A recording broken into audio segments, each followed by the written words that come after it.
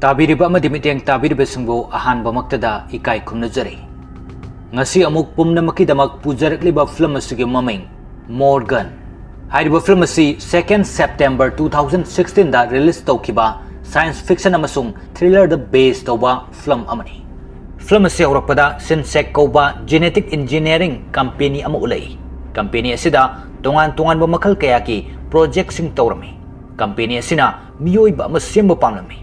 Makoina miyoiba sing asidagi hena hai singba amasung kan thawba makalgi miyoi ama semnanaba haiduna project ama paikhalami.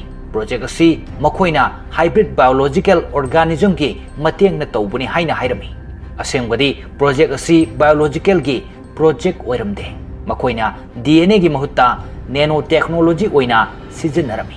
Amasung makoina nervous system su arotpa kana khangandana sizinarami.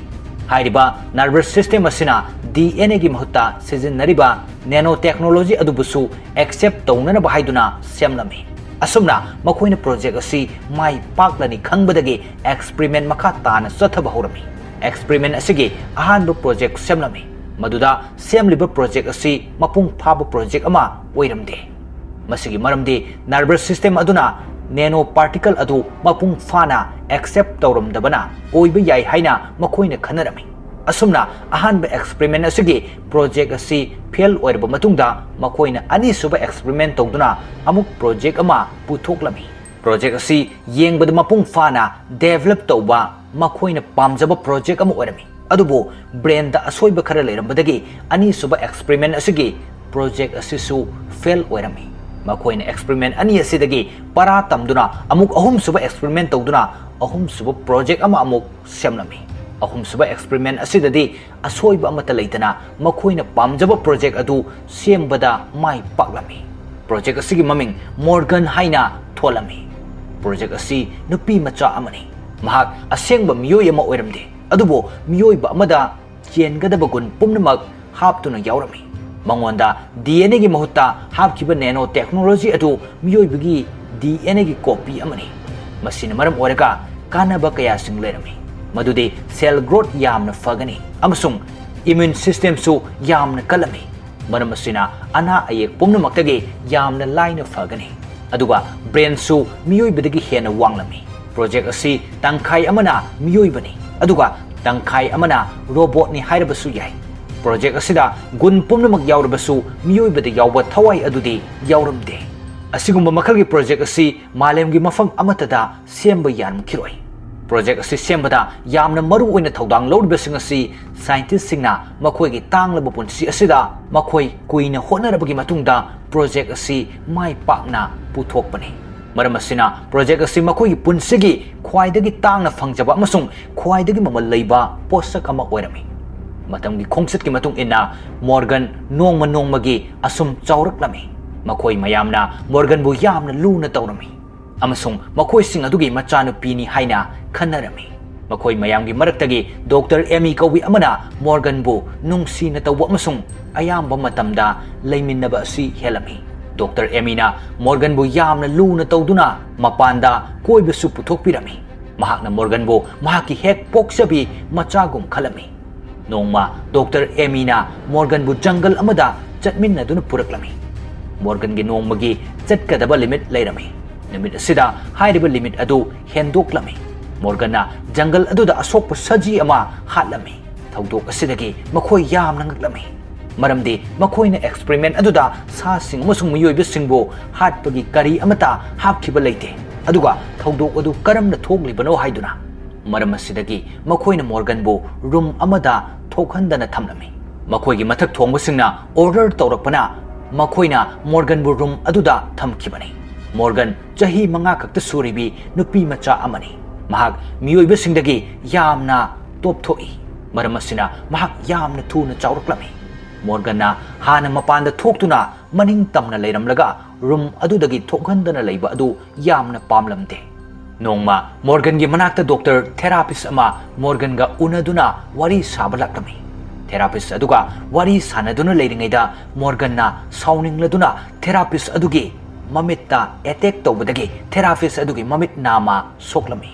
ꯊꯧꯗꯣꯛꯁꯤꯡ ꯑꯁꯤꯒꯤ ꯃꯇꯨꯡꯗꯁꯨ ꯃꯈꯣꯏꯅ ꯃꯣꯔꯒꯟꯕꯨ ꯃꯌꯦꯡ ꯇꯥꯗꯅ ꯑꯗꯨꯃꯛ ꯅꯨꯡꯁꯤꯖꯔꯝꯃꯤ ꯃꯈꯣꯏꯅ ꯈꯜꯂꯤ ꯃꯗꯨꯗꯤ ꯃꯣꯔꯒꯟꯁꯨ ꯃꯤꯑꯣꯏꯕ ꯑꯃꯒꯨꯝꯅ ꯑꯋꯥ ꯅꯨꯡꯉꯥꯏ ꯈꯪꯂꯤꯕꯅꯤ ꯀꯅꯥꯒꯨꯝꯕ ꯑꯃ ꯑꯣꯏꯔꯕꯁꯨ ꯁꯥꯎꯅꯤꯡꯂꯕꯗꯤ ꯀꯟꯇ꯭ꯔꯣꯜ ꯇꯧꯕ ꯑꯃꯠꯇ ꯉꯝꯅꯗꯦ ꯍꯥꯏꯅ ꯊꯧꯗꯣꯛ ꯑꯁꯤꯅ ꯃꯔꯝ ꯑꯣꯏꯔꯒ ꯍꯦꯗ ꯑꯣꯐꯤꯁꯇ ꯄꯥꯎ ꯇꯥꯕꯗꯒꯤ ꯍꯦꯗ ꯑꯣꯐꯤꯁꯀꯤ ꯃꯤꯑꯣꯏꯁꯤꯡꯅ ꯃꯣꯔꯒꯟꯕꯨ ꯆꯤꯡꯅꯕ ꯃꯤꯠꯌꯦꯡꯅ ꯌꯦꯡꯕ ꯍꯧꯔꯛꯏ ꯍꯥꯏꯕꯗꯤ ꯃꯈꯣꯏꯅ ꯄ꯭ꯔꯣꯖꯦꯛ ꯑꯁꯤ ꯁꯦꯝꯕꯗ ꯑꯁꯣꯏꯕ ꯌꯥꯎꯈꯤꯗꯨꯅ ꯑꯁꯨꯝꯅ ꯇꯧꯔꯤꯕꯔꯥ ꯍꯥꯏꯅ ꯃꯔꯝ ꯑꯁꯤꯗꯒꯤ ꯍꯦꯗ ꯑꯣꯐꯤꯁꯇꯒꯤ ꯁ꯭ꯄꯦꯁꯤꯌꯦꯂꯤꯁꯠ ꯈꯔ ꯊꯥꯔꯛꯂꯝꯃꯤ ꯄ꯭ꯔꯣꯖꯦꯛ ꯑꯁꯤ ꯆꯦꯛ ꯇꯧꯅꯅꯕ ꯍꯥꯏꯗꯨꯅ ꯀꯔꯤꯒꯨꯝꯕ ꯄ꯭ꯔꯣꯖꯦꯛ ꯑꯁꯤ ꯁꯣꯏꯔꯝꯂꯕꯗꯤ ꯃꯣꯔꯒꯟꯕꯨ ꯃꯇꯝ ꯄꯨꯝꯕꯒꯤ ꯑꯣꯏꯅ ꯂꯣꯏꯁꯤꯟꯈꯤꯅꯕ ꯍꯥꯏꯗꯨꯅ ꯁ꯭ꯄꯦꯁꯤꯌꯦꯂꯤꯁꯠ ꯑꯗꯨꯕꯨ ꯂꯤꯗ ꯇꯧꯔꯤꯕꯤ ꯅꯨꯄꯤ ꯑꯃ ꯌꯥꯎꯔꯛꯂꯝꯃꯤ ꯃꯍꯥꯛꯀꯤ ꯃꯃꯤꯡ ꯗꯣꯛꯇꯔ ꯂꯤꯋꯦꯗꯔꯁ ꯍꯥꯏꯅ ꯀꯧꯔꯝꯃꯤ ꯃꯍꯥꯛꯅ ꯌꯥꯝꯅ ꯁ꯭ꯇ꯭ꯔꯤꯛ ꯑꯣꯏꯔꯝꯃꯤ ꯑꯃꯁꯨꯡ ꯏꯁꯨꯁꯤꯡꯕꯨ ꯌꯥꯝꯅ ꯀꯨꯞꯅ ꯁꯣꯜꯕ ꯇꯧꯔꯝꯃꯤ ꯗꯣꯛꯇꯔ ꯂꯤꯋꯦꯗꯔꯁꯅ ꯃꯐꯝ ꯑꯗꯨꯗ ꯂꯥꯛꯄꯒ ꯋꯥꯍꯪ ꯄꯥꯎꯍꯪ ꯇꯧꯔꯝꯃꯤ ꯃꯗꯨꯗꯒꯤ ꯃꯍꯥꯛꯅ ꯈꯪꯉꯤ ꯃꯗꯨꯗꯤ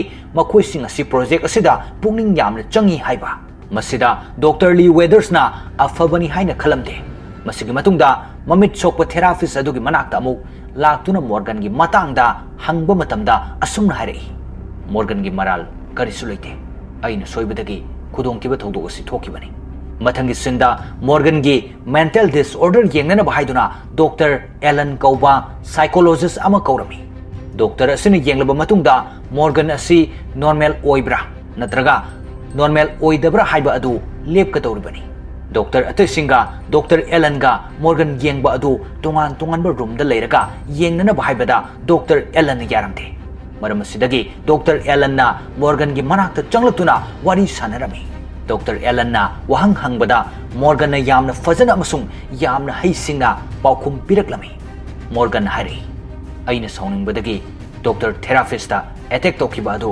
ꯑꯩꯍꯥꯛ ꯂꯥꯟꯈ꯭ꯔꯦ ꯃꯇꯨꯡꯗ ꯑꯃꯨꯛ ꯍꯟꯅ ꯇꯧꯖꯔꯔꯣꯏ ꯗꯣꯛꯇꯔ ꯑꯦꯂꯟꯅ ꯄꯥꯎꯈꯨꯝ ꯑꯁꯤ ꯇꯥꯔꯒ ꯃꯣꯔꯒꯟꯒꯤ ꯃꯔꯝꯗ ꯍꯦꯛꯇꯃꯛ ꯅꯣꯔꯃꯦꯜ ꯑꯣꯏ ꯍꯥꯏꯅ ꯂꯧꯔꯝꯗꯦ ꯃꯍꯥꯛ ꯌꯥꯝꯅ ꯍꯩꯁꯤꯡꯕ ꯗꯣꯛꯇꯔ ꯑꯃ ꯑꯣꯏꯔꯝꯃꯤ ꯃꯔꯝ ꯑꯁꯤꯅ ꯁꯥꯏꯀꯣꯂꯣꯖꯤ ꯇꯦꯁ ꯇꯧꯅꯅꯕ ꯍꯥꯏꯗꯨꯅ ꯑꯆꯝꯕ ꯃꯤꯑꯣꯏꯗ ꯍꯥꯏꯕꯗ ꯐꯥꯎꯕ ꯌꯥꯝꯅ ꯁꯥꯎꯅꯤꯡꯒꯗꯕ ꯋꯥꯍꯩ ꯍꯥꯏꯗꯨꯅ ꯇꯦꯁ ꯇꯧꯔꯝꯃꯤ ꯃꯣꯔꯒꯟꯗꯤ ꯑꯁꯦꯡꯕꯒꯤ ꯃꯤꯑꯣꯏꯕꯃꯛꯁꯨ ꯅꯠꯇꯦ ꯃꯔꯝ ꯑꯁꯤꯗꯒꯤ ꯌꯥꯝꯅ ꯁꯥꯎꯅꯤꯡꯂꯛꯂꯝꯃꯤ ꯗꯣꯛꯇꯔ ꯑꯦꯂꯟꯅ ꯍꯥꯏꯔꯛꯏ ꯅꯍꯥꯛ ꯅꯣꯔꯃꯦꯜ ꯑꯣꯏꯗ꯭ꯔꯕꯅꯤ ꯃꯔꯝ ꯑꯁꯤꯅ ꯅꯍꯥꯛ ꯂꯣꯏꯁꯤꯟꯕ ꯇꯉꯥꯏ ꯐꯗ꯭ꯔꯦ ꯋꯥ ꯑꯁꯤ ꯇꯥꯕꯗ ꯃꯣꯔꯒꯟ ꯈꯥꯡꯕ ꯉꯝꯂꯝꯗꯦ ꯃꯍꯥꯛ ꯍꯤꯡꯗꯨꯅ ꯂꯩꯕ ꯄꯥꯝꯂꯝꯃꯤ ꯃꯔꯝ ꯑꯁꯤꯗꯒꯤ ꯐꯥꯊꯕ ꯉꯝꯗ꯭ꯔꯗꯨꯅ ꯃꯣꯔꯒꯟꯅ ꯗꯣꯛꯇꯔ ꯑꯦꯂꯟꯗ ꯑꯦꯇꯦꯛ ꯇꯧꯗꯨꯅ ꯃꯉꯛꯇ ꯆꯤꯛꯊꯠꯇꯨꯅ ꯍꯥꯠꯂꯝꯃꯤ ꯊꯧꯗꯣꯛ ꯑꯁꯤꯗꯒꯤ ꯃꯣꯔꯒꯟꯕꯨ ꯋꯥꯟꯊꯍꯜꯂꯝꯃꯤ ꯑꯗꯨꯒ ꯗꯣꯛꯇꯔ ꯂꯤꯋꯦꯗꯔꯁꯅ ꯃꯌꯥꯝ ꯑꯗꯨꯗ ꯃꯣꯔꯒꯟꯕꯨ ꯂꯣꯏꯁꯤꯟꯈꯤꯅꯕ ꯍꯥꯏꯗꯨꯅ ꯍꯥꯏꯔꯝꯃꯤ ꯃꯔꯝ ꯑꯁꯤꯗꯒꯤ ꯃꯈꯣꯏꯅ ꯃꯣꯔꯒꯟꯕꯨ ꯄꯨꯟꯗꯨꯅ ꯊꯝꯂꯒ ꯃꯈꯣꯏꯅ ꯁꯣꯏꯕꯗꯒꯤ ꯄ꯭ꯔꯣꯖꯦꯛ ꯑꯁꯤ ꯁꯦꯝꯈ꯭ꯔꯦ ꯍꯥꯏꯅ ꯈꯟꯅꯔꯝꯃꯤ ꯑꯗꯨꯕꯨ ꯃꯈꯣꯏꯅ ꯃꯣꯔꯒꯟꯕꯨꯗꯤ ꯍꯥꯟꯅꯒꯨꯝꯅ ꯅꯨꯡꯁꯤꯖꯔꯝꯃꯤ ꯎꯄꯥꯏ ꯂꯩꯇ꯭ꯔꯕꯗ ꯃꯈꯣꯏꯅ ꯃꯣꯔꯒꯟꯕꯨ ꯂꯣꯏꯁꯤꯟꯈꯤꯅꯕ ꯍꯥꯏꯗꯨꯅ ꯌꯥꯅꯔꯕ ꯃꯇꯨꯡꯗ ꯗꯣꯛꯇꯔ ꯗꯦꯔꯦꯟꯅ ꯑꯩꯍꯥꯛ ꯃꯣꯔꯒꯟꯕꯨ ꯍꯥꯠꯄ ꯉꯝꯂꯣꯏ ꯍꯥꯏꯕꯗꯒꯤ ꯗꯣꯛꯇꯔ ꯂꯤꯋꯦꯗꯔꯁꯀ ꯈꯠꯅꯔꯝꯃꯤ ꯊꯧꯗꯣꯛ ꯑꯁꯤꯗ ꯃꯈꯣꯏ ꯃꯌꯥꯝꯅ ꯗꯣꯛꯇꯔ ꯂꯤꯋꯦꯗꯔꯁꯄꯨ ꯋꯥꯟꯊꯍꯟꯗꯨꯅ ꯃꯣꯔꯒꯟ ꯊꯝꯂꯝꯕ ꯔꯨꯝ ꯑꯗꯨꯗ ꯊꯝꯂꯝꯃꯤ ꯃꯈꯣꯏꯁꯤꯡ ꯑꯗꯨꯅ ꯃꯐꯝ ꯑꯗꯨꯗꯒꯤ ꯃꯣꯔꯒꯟꯕꯨ ꯄꯨꯗꯨꯅ ꯆꯦꯟꯈ꯭ꯔꯁꯤ ꯍꯥꯏꯅ ꯂꯦꯞꯅꯔꯝꯃꯤ ꯑꯗꯨꯒ ꯗꯣꯛꯇꯔ ꯂꯤꯋꯦꯗꯔꯁꯄꯨ ꯂꯣꯛ ꯇꯧꯔꯝꯂꯒ ꯃꯣꯔꯒꯟꯒꯤ ꯃꯅꯥꯛꯇ ꯆꯪꯂꯛꯄꯗ ꯃꯣꯔꯒꯟꯅ ꯍꯥꯏꯔꯛꯏ ꯑꯩꯕꯨ ꯍꯥꯠꯄꯤꯒꯅꯨ ꯑꯩꯍꯥꯛ ꯁꯤꯅꯤꯡꯗ꯭ꯔꯤ ꯑꯩꯁꯨ ꯍꯤꯡꯕ ꯄꯥꯝꯃꯤ ꯃꯈꯣꯏꯅ ꯃꯣꯔꯒꯟꯕꯨꯁꯨ ꯋꯥꯟꯊꯍꯟꯗꯨꯅ ꯑꯇꯣꯞꯄ ꯃꯐꯝ ꯑꯃꯗ ꯄꯨꯗꯨꯅ ꯂꯥꯛꯂꯝꯃꯤ ꯃꯣꯔꯒꯟꯅ ꯒ꯭ꯌꯥꯟ ꯇꯥꯔꯛꯄꯗ ꯃꯈꯣꯏꯁꯤꯡ ꯑꯗꯨꯗ ꯑꯦꯇꯦꯛ ꯇꯧꯔꯛꯇꯨꯅ ꯗꯣꯛꯇꯔ ꯗꯦꯔꯦꯟꯕꯨꯁꯨ ꯍꯥꯠꯂꯝꯃꯤ ꯑꯗꯨꯒ ꯑꯇꯣꯞꯄ ꯑꯃꯁꯨ ꯏꯟꯖꯦꯛꯁꯟ ꯀꯥꯞꯁꯤꯟꯗꯨꯅ ꯍꯥꯠꯂꯝꯃꯤ ꯃꯔꯝꯗꯤ ꯃꯣꯔꯒꯟ ꯍꯥꯟꯅꯗꯒꯤ ꯑꯍꯣꯡꯕ ꯂꯥꯛꯂꯝꯃꯤ ꯗꯣꯛꯇꯔ ꯑꯦꯂꯟꯅ ꯁꯥꯎꯍꯟꯈꯤꯕ ꯑꯗꯨꯅ ꯃꯔꯝ ꯑꯣꯏꯔꯒ ꯄꯨꯝꯅꯃꯛ ꯃꯍꯥꯛꯀꯤ ꯌꯦꯛꯅꯕꯅꯤ ꯍꯥꯏꯅ ꯈꯟꯈꯤ ꯑꯗꯨꯒ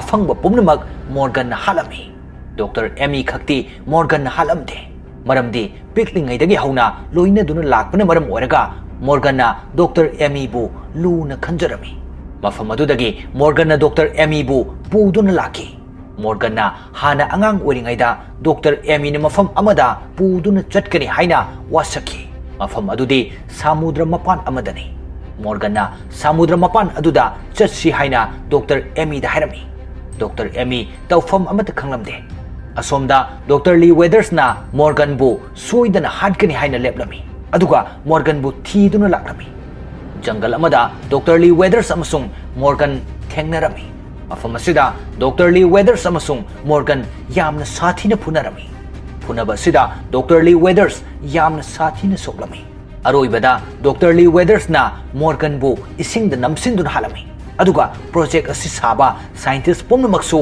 Dr. Lee Weathersna nongmaina kaptun halami maramdi Morgan adudi scientist sing adugi sample project amani makoi sing adu artificial intelligence ta thabak tawbu singni masiga iroinana makoi human behavior gi matang da su thijin khomjin ba scientist singni Dr. Lee Weathers asi phana miyoi ba malabasu mahak aseng bagidi miyoi ba nate mahak su scientist sing aduna semlamba project amani makoi na Morgan gi project ki matang da semlamba project ni project asida miyoi bagi gun amasung minung si yauramde adubo military gi gundi yaurami makoi na Morgan gi project ta miyoi bagi gun hapkibana Morgan na apam pamdaba masak khangduna magi maning tawduna leki maram asina project asi fail oikibani project adu sembada scientist sing aduda miyoi bagi gun sing adu haptuna semna bagi ayab pikide maram asidagi Morgan gi makha tabu project sing thingjin ki aduga Dr. Lee Weathers ki manaba project khaktamag sanaba haiduna ayab piki asumna matang asida film asigi aroiba saruk oiki mathangi nungairaba film amada mayam punna amuk hanna thengnaminasi ngasigi oinadi pumnamakpu ikai khumnajaraga matang asida tension jari